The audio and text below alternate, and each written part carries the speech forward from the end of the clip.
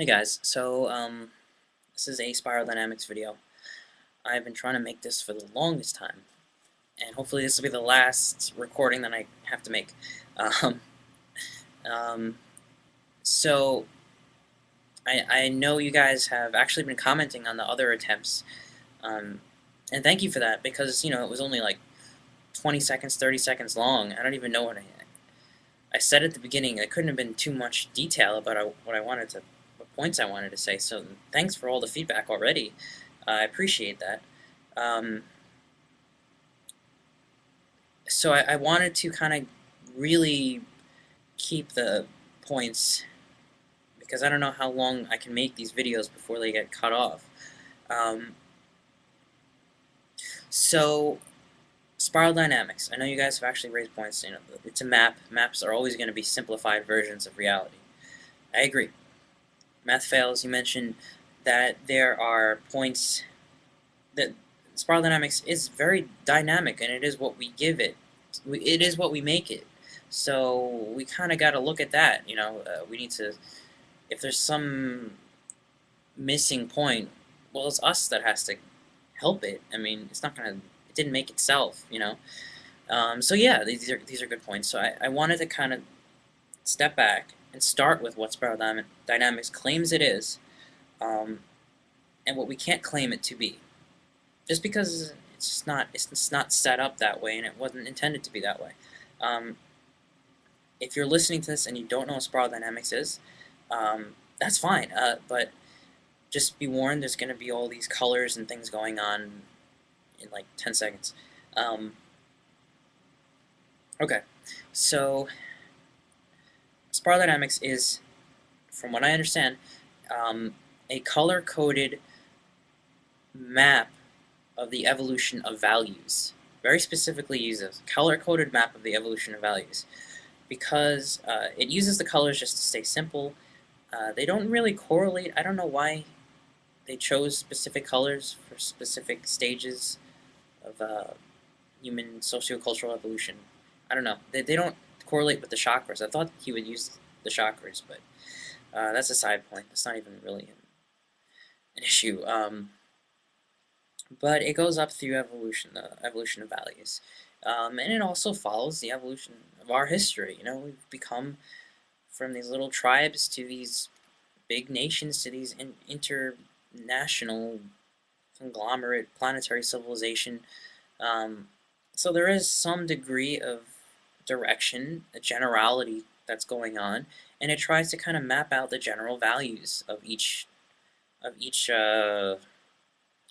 epic at each age, and it does it pretty well. Again, I'm just describing what it claims to be: the evolution of value systems. Um, and it describes the traits. Each ring is a color. Each color describes specific traits of that general time period, and then the next one, and then what was in that one, and so on and so forth. So that is the good point to all of this, because it's okay to be general, and the general direction is ethnocentric, not egocentric, egocentric to ethnocentric to world-centric. That is generally what happened, and that's good. Our values have changed since then. It's good to understand how they've changed. Um, I kind of see Spiral Dynamics now. Um, from an artistic point of view, it can be dynamic and complex, it can be whatever you want it to be. I made a video that used Stuart Davis' song, and it was fun, and it still really gets you with the music and everything. Um, I still enjoy it, which is why I made it. But there are limits. In the same way, it's enjoyable, let's say, to watch Carl Sagan um, show you the evolution. 4 billion years ago, uh, a simple amoeba, blah blah blah. That sort of thing, and it goes from fish to amphibian to reptile to mm, dinosaur to mammal, monkey, and human, and then standing with a top hat at the end. That kind of linear demonstration of how things have happened is actually important because it kind of shows there's a direction, and that's very good. And there is nothing out there really um, with that big of a scope uh, as far as general cultural memes are concerned.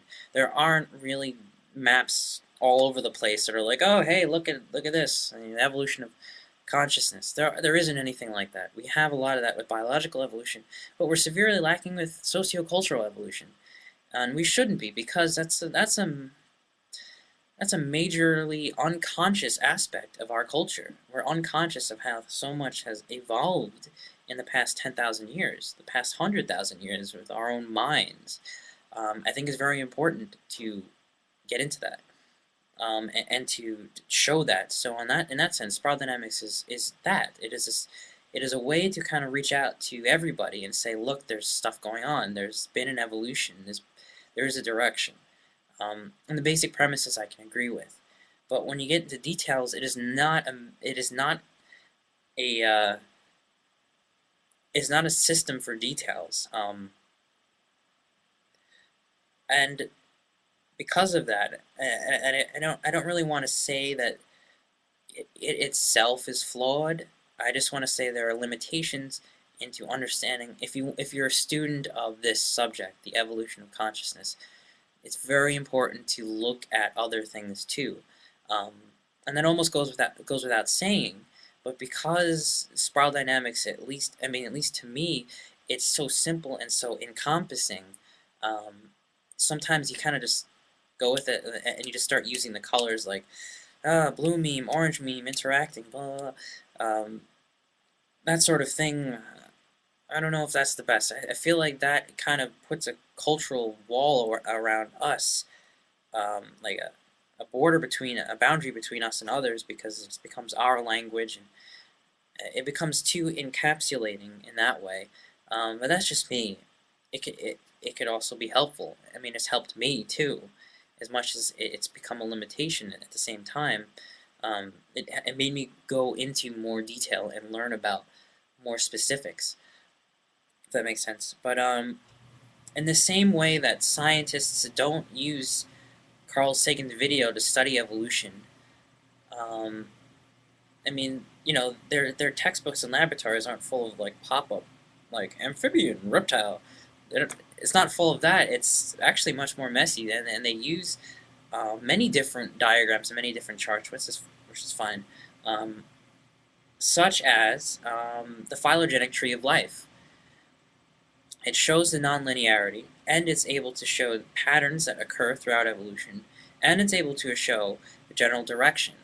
Um, so my question is, what spiral dynamics doesn't show, which it doesn't claim to, I don't think, is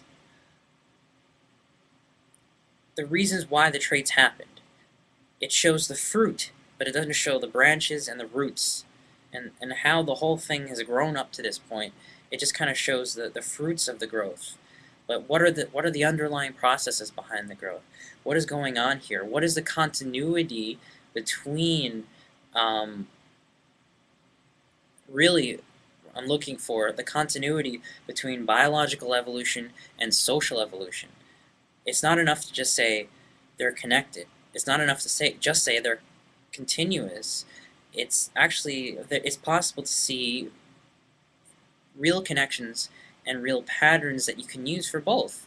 And that, of course, the complexification of the brain, complexification of ordering systems and interactions and interdependence, seeing that humans are going through cycles and patterns that have been going throughout all of evolution. These things aren't really put into the diagram and the chart itself. These are the things that I think would, if they were either added or complemented to spiral dynamics, you would have a powerhouse of information, because there's a lot of cycles that aren't talked about, and I would love to. The video is about to end, but I'd love to talk about those some other time. So a phylogenetic tree of consciousness would be very interesting, and that'll be my next video. Thanks for listening.